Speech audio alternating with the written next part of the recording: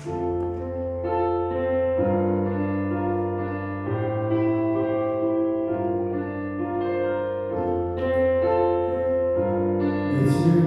앞으로 예배 계속해서 부를 찬양은 함께 지어주고 가는 찬양입니다.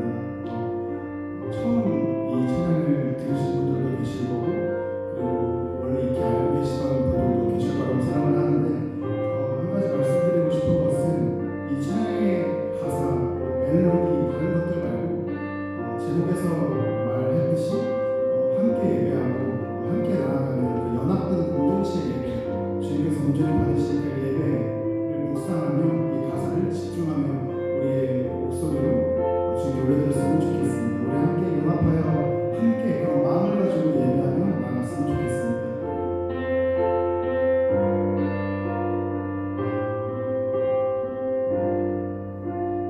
우리는 하나님의 자녀,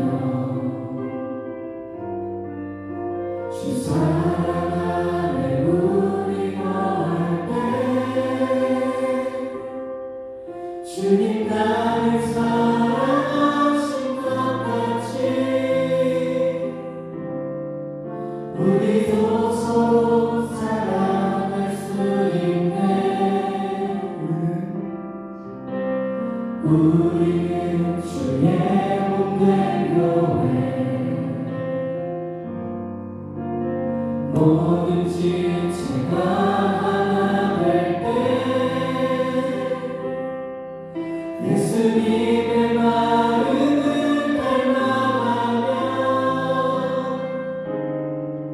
고통과 즐거움 함께 나누네. 하나님 안에서 우리 서로 이어져 주가 거하신 성전이 되네. 모든 이들 되신 예수와 하나 되게 하신 성령 안에 함께 지어져 가네.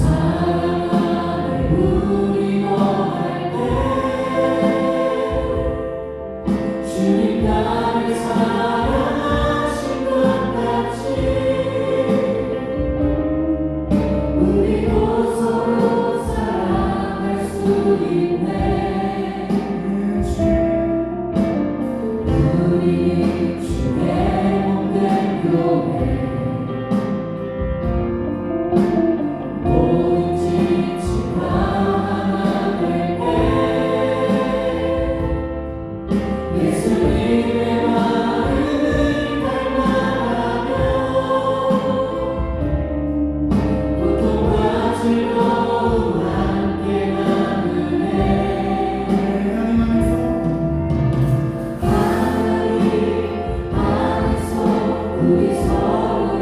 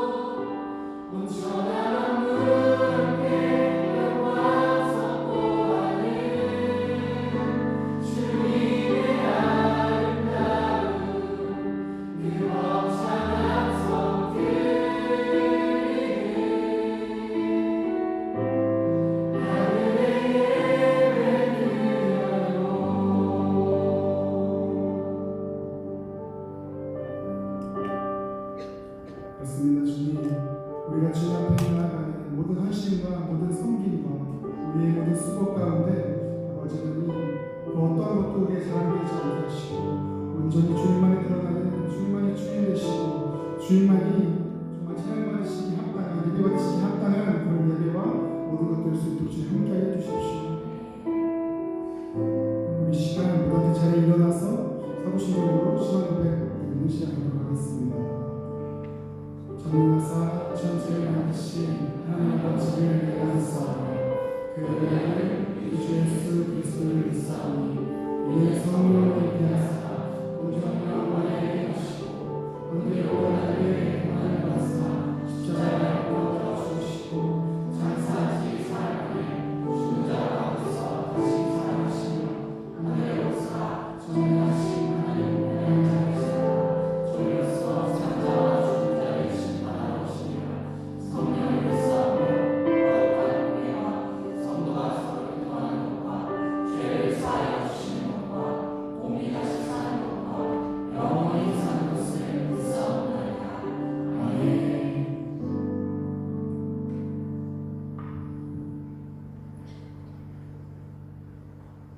할렐루야. 살아계신 하나님을 찬양합니다. 사랑하는 하나님, 오늘도 새날을 주시고 하나님 사랑하는 마음을 부어주셔서 형제자매 함께 주의 전에 나와 예배드리게 하시니 감사합니다. 하나님, 입김 한 번이면 흔적 없이 사라질 먼지 같은 죄인을 부르시고 독생자를 내어주시며 사랑으로 감싸 안아주시니 감사합니다.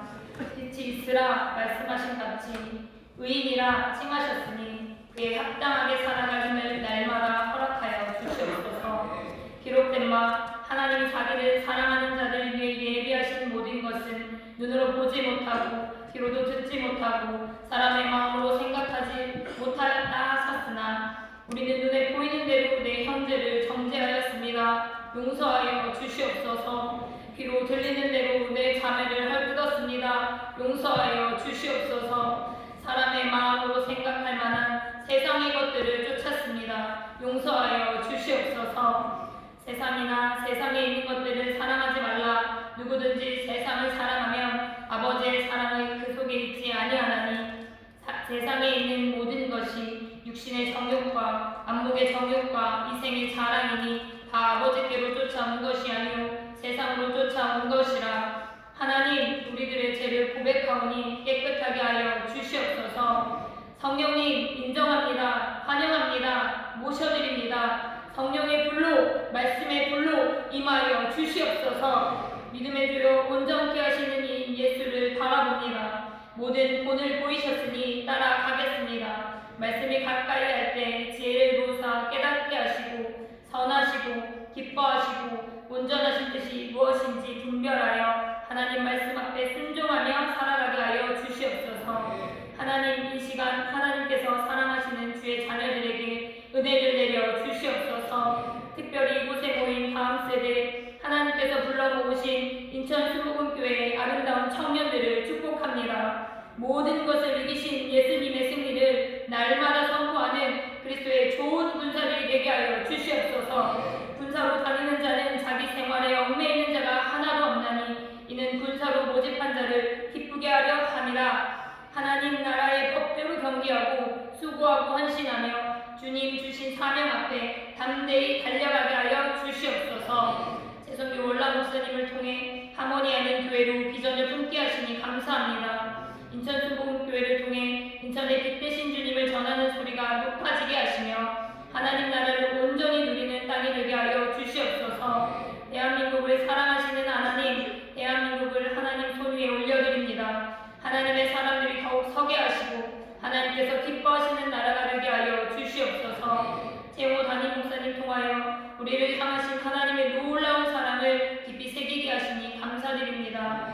성도를 사랑하시는 담임 목사님의 헌신과 수고, 그 눈물을 받으시는 하나님, 사랑하는 어머님과 그 가정 가운데 강건함과 형통함의 복이 넘치게 하여 주시옵소서. 담임 목사님의 삶 가운데 하나님의 사랑이 날마다 넘쳐나게 하시며 성령의 인도하심과 보호하심이 늘 충만하여 받으신 비전을 향해 걸어가실 때마다 주님의 기뻐하심이 온 교회에 울려 퍼지게 하여 주시옵소서. 성령님, 기름 부어주시고 주신 권세로 말씀을 선포하실 때에 한 사람 한 사람 자신의 죄를 깨닫고 고백하여 죄사함의 은혜를 누리게 하여 주시옵소서. 억눌린 자가 풀어지며 병든 자가 고침을 받는 은혜의 시간이 되게 하여 주시옵소서. 말씀에 아멘으로 화답하며 삶으로 살아내는 하나님의 자녀들이 되게 하여 주시옵소서. 하나님, 설 명절입니다. 긴 연휴의 시간들 동안 가족들과 믿음의 이야기를 나누기 원합니다. 믿음의 이야기를 함께하지 못함에 아파하는 성도님들에게 세임과 용기, 담대함을 허락하여 주사 빛 대신 주님을 전하게 하시고 십자가 사랑으로 가족 안에서 화목을 전하는 통로가 되게 하여 주시옵소서. 주신 평안을 지키는 선한 싸움으로 승리하게 하여 주시옵소서. 할렐루야 하모니 찬양대의 아름다운 하모니를 받아주시고 기쁨의 열매들을 취하게 하여 주시옵소서. 예배를 정성으로 섬기는 한 사람 한 사람의 그 이름을 기억하여 주시옵소서. 죄인을 사랑하셔서 육신을 입고 이 땅에 오신 예수님, 흠도 없고 거룩하신 이가 고난을 받으사 우리를 의인이라 부르셨으니 감사합니다. 예수님의 이름으로 기도합니다. 아멘.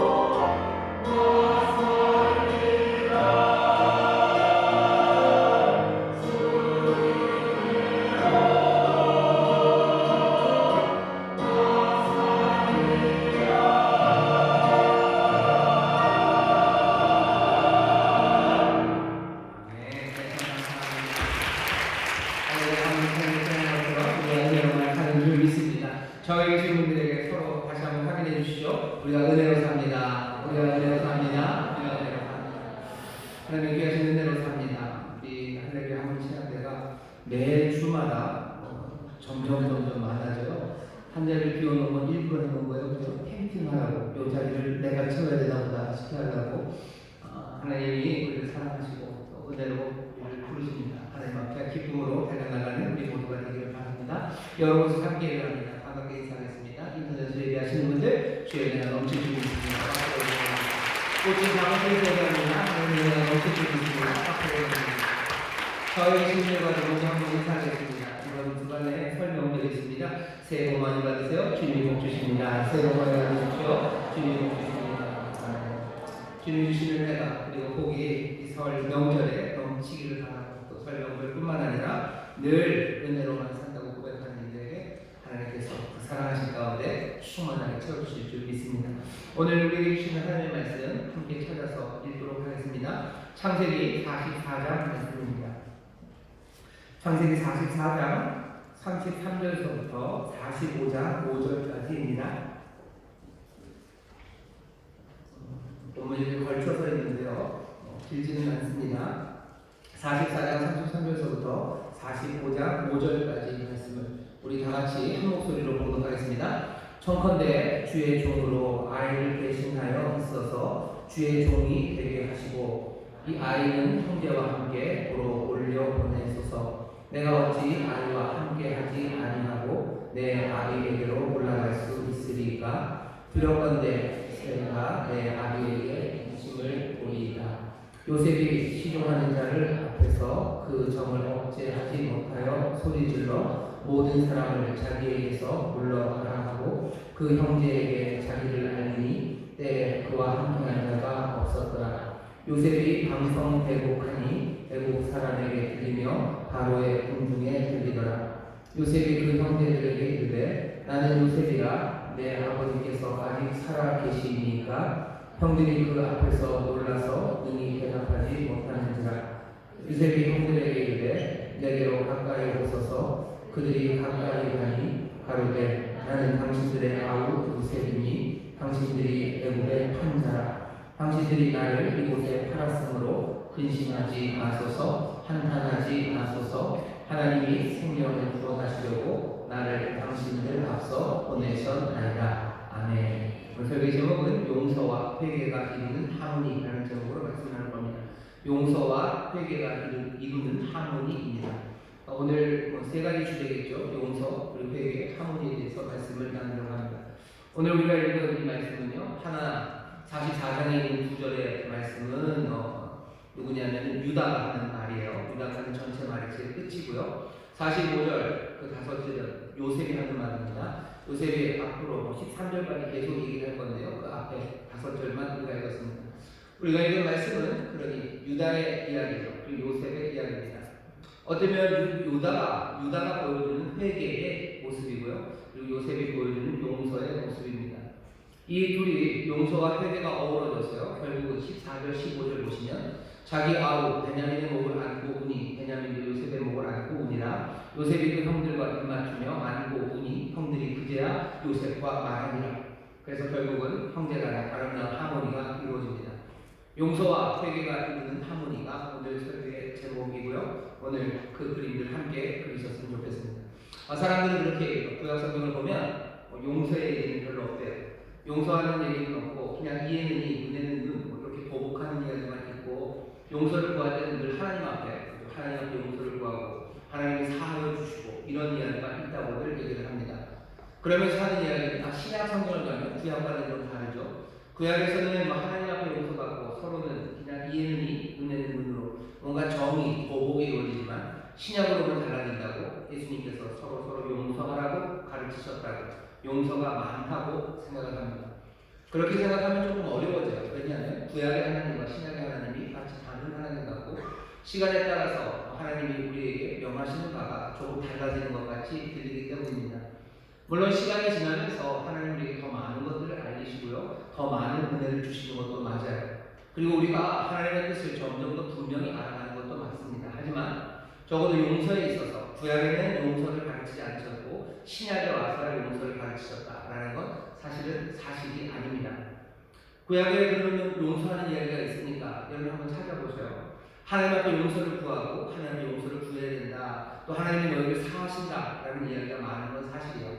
또 정말로 사람과 사람 사이에 또 용서하는 이야기가 진짜 없기는 없습니다. 하지만 구약에 그런 이야기가 많이 없다고 해서 구약이 용서를 가르치지 않는 건 아닙니다. 왜냐하면 오늘 우리가 읽은 이 본문 때문이에요. 창세기 그 책에 꽤나 많은 부분 37장부터 50장까지가 요셉의 이야기입니다. 앞에 어쩌면 누구죠? 아브라함의 이야기보다도 요셉의 이야기가 더 길어요.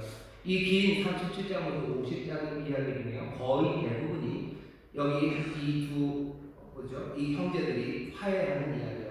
어떻게 팔아먹었는지, 여러 가지 꿈 이야기, 또 기근 이야기, 파란만장한 이야기가 있지만 결국 그 모든 것들 안에요. 그냥 그 알짜로 있는 것은 이 형제들이 용서하고 회개하고 하모니를 이루는 이야기입니다. 창세기라는 게 그렇죠. 인간 사이에 어떤 일이 있는지 그 모든 것들을 그냥 이 책 하나에 다 담아 놓으신 것 같아요. 창세기 이후에 출애굽기서부터는 사람 사이의 어떤 관계들, 그들 안에 있는 적대감, 분개 그런 것들을 자세하게 다루지는 않습니다. 뭔가 하나님과 사람들 사이의 이야기를 다루는 것 같아요. 그러니 창세기는 굉장히 특별합니다. 이 특별한 창세기에서 인간의 용서에 관한 이야기들을 몽땅 이야기해놨어요. 그러니 더 이야기할 필요가 없는 거죠. 그러니 구약 성경에서 사람과 사람 사이에 용서가 없다는 말, 그건 어쩌면 구약 성경 전체를 제대로 이해하지 못하는 거예요. 창세기에서 다 얘기했습니다. 한 번 분명하게 다 얘기했는데 반복할 필요가 없죠. 그 대신 한 번 얘기할 때는 확실하게 얘기를 해야 돼요. 오늘 우리가 읽는 이 요셉의 이야기는 결국 회개 그리고 용서, 그래서 이루어지는 하모니의 이야기입니다. 담임 목사가 우기는 것 같으시죠? 한번 잘 생각해 보세요. 창세기를 보시면 창세기 여러 가지 사건들이 이어지는데요. 이어지는 한 가지 그 큰 주제는 형제 간의 갈등입니다. 형제가 미워해요. 그리고 형제가 어떻게 분쟁합니다. 제일 먼저 나오는 건 가인과 아벨이에요. 하나님이 좋은 세상을 만드셨죠. 좋은 세상을 만들고 세상에 악이 들어옵니다. 세상에 악이 들어온 결과는 뭐냐면 그냥 형제가 싸우기 시작하는 거예요. 죄라는 게 그냥 추상적으로 죄, 더러운 거 어떡하고 그냥 기괴하고 그로테스크하고 그렇게 보이지만 죄라는 게 우리 현실에서 나타나는 것, 형제와 형제 사이의 분쟁이죠. 누군가 악을 행해요. 거짓말을 하고 그리고 누군가 누구의 것을 훔쳐갑니다. 그러고 나타나는 건 뭐예요? 서로 분쟁하기 시작하는 거예요. 형제가 분쟁합니다. 가인과 아벨은 어떻게 되죠? 가인과 아벨. 그 다음에는 이삭과 이스마엘입니다. 그 다음에는 야곱과 에서요. 그 다음에 요셉과 요셉의 형제들. 창세기 전체는 계속 형제들의 싸움, 분쟁이 생겨요. 왜 분쟁이 생겼는지 그 이유들도 다 뭐 때문입니까? 죄 때문에 그렇죠. 아담과 하와가 죄를 지어 이 땅에 오면서 가인과 아벨이 분쟁하기 시작해요. 이삭과 이스마엘이 왜 분쟁합니까? 아버지 누구죠? 아버지 아브라함이 믿음 없음 때문이죠. 사라의 믿음 없음 때문이죠. 하나님을 신뢰하지 못하기 때문이죠. 그러니 이삭과 이스마엘이 싸우기 시작합니다. 에서와 야곱은 왜 그래요? 이삭의 어쩌면 편애예요. 이삭의 편애고 리브가의 편애고 서로가 소통하지 않는 가운데 그 잘못이 이 형제들을 싸우게 합니다. 요셉과 요셉의 형제들도 마찬가지예요. 전체 창세기 이야기는 형제들의 다툼입니다. 형제들의 다툼이 어떻게 해결됩니까? 가인과 아벨의 마지막은 어떻게 마무리가 되죠? 살인입니다. 죽음으로 끝나요. 죽음으로 끝납니다. 두 번째 이야기는 이삭과 이스마엘은 어떻게 되죠? 아브라함, 자기들의 아버지입니다. 자기들의 아버지의 무덤 앞에 함께 서요. 그러면서 이야기는 끝납니다.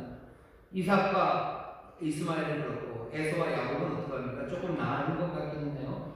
둘이 부둥켜 안고 웁니다. 그러고서는 어떻게 해요? 헤어져요. 그리고 각각 알아서 갈 길을 갑니다. 형제들의 갈등이 어떻게 해결되죠? 살인으로 해결됩니다. 그건 말도 안 돼요. 그럴 수 없죠. 두 번째는 어떻게 마무리가 되죠? 그냥 죽음 앞에서, 아버지의 죽음 앞에서 그냥 무기력하게 서 있는 거예요. 어쩔 줄 모르는 거죠. 그냥 이 미움은 해결이 안 돼요. 그냥 멍하게 서 있으면 끝납니다. 그럴 수가 없어요. 여기 야곱과 에서는 어떻게 되죠? 다시 부둥켜 안고 눈물을 흘리지만 서로 갈 길을 갑니다. 그럴 수도 없어요. 그냥 그게 마지막이면 슬픕니다.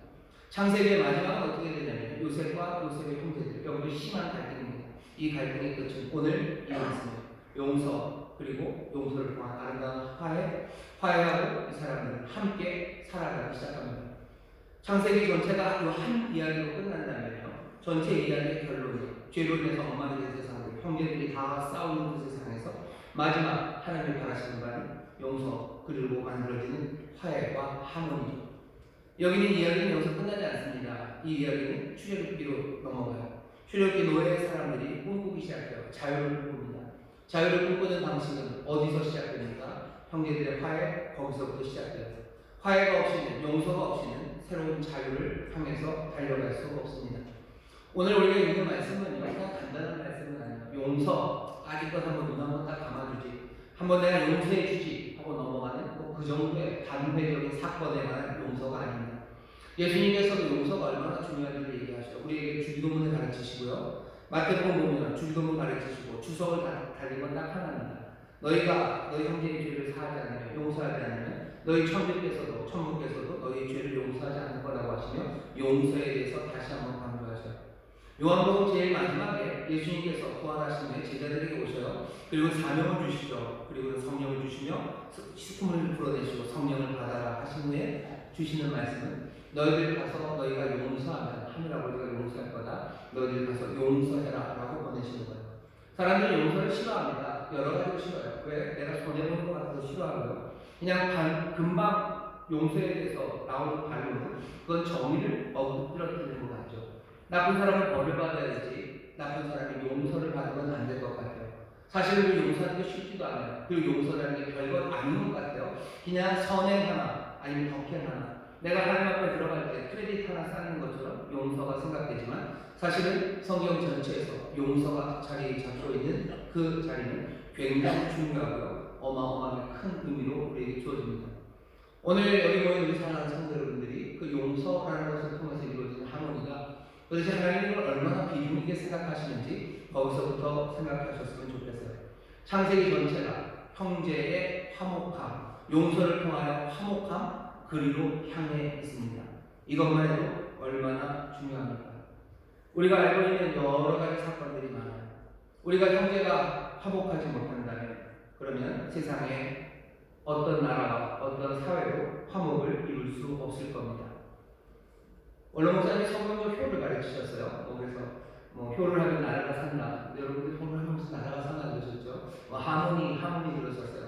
원로 목사님 좋아하는 좋아하시나 씁쓸하시죠? 하모니를 얘기하십니다. 하모니를 얘기하시는데 괜히 하나 얘기하는 게 아니라 성경 분명히 하모니가 세상을 향한 자유 그리고 세상을 향한 희망 그것의 시작임을 분명히 말씀하고 계시기 때문입니다. 나라가 화목한 일, 형제가 화목하지 않고 이루어질 수 없습니다.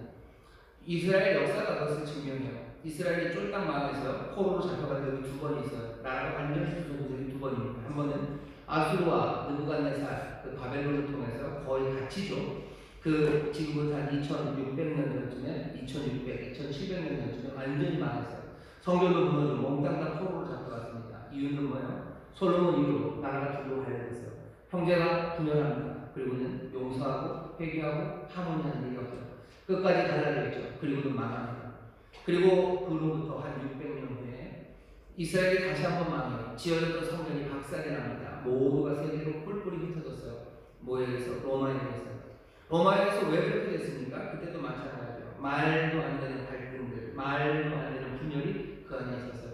우리가 신약 성경에서 확인하죠. 바리새인들, 사두개인들, 열심당원들, 아니면 해롭당들 서로 갈라져서요. 그리고서는 반목하고 거기서 결국은 화해하지 못합니다. 아무도 용서하고 회개하지 못해요. 그 갈라진 그곳에서 그냥 나오는 결과는 몽땅 패망 그리고 포로로 잡혀가는 일이었습니다. 하나님이 우리에게 분명히 보여주시는 거예요. 이스라엘을 통해서 보여주십니다. 용서를 통해서 이루어진 하모니 그것 없이는 어떤 나라도 제대로 설 수 없습니다. 용서할 수 있는 능력이 없다면 그래서 갈등을 해결할 수 없고 하모니를 만들 수 없다면 미래의 소망, 그 소망을 가질 수 없습니다. 이스라엘은 자유함을 향해서 갈 거예요. 출애굽기는 자유를 향한 여정이죠. 자유를 향한 여정의 그 준비는 형제가 함께 하모니를 이루는 거기서부터예요. 여러분 용서가 없으면 어떻게 되는지 아십니까? 자유함이 없어져요. 과거와 다르게 살 수 없어요. 왜 용서가 없는데 어떻게 과거와 다르게 살 수 없는지 아십니까? 우리가 연약하기 때문에. 우리가 바보 같죠. 우리가 대단한 천재고 실수 없는 사람들이 아니에요. 우리는 실수하기 쉽고 죄짓기 쉽습니다. 그런데 세상에 용서가 없어요. 그럼 우리가 어떻게 살아야 됩니까? 우리는 꼼짝 못하고 사는 거예요. 과거에 했던 것, 실패하지 않았던 것, 그것밖에 할 수 없어요.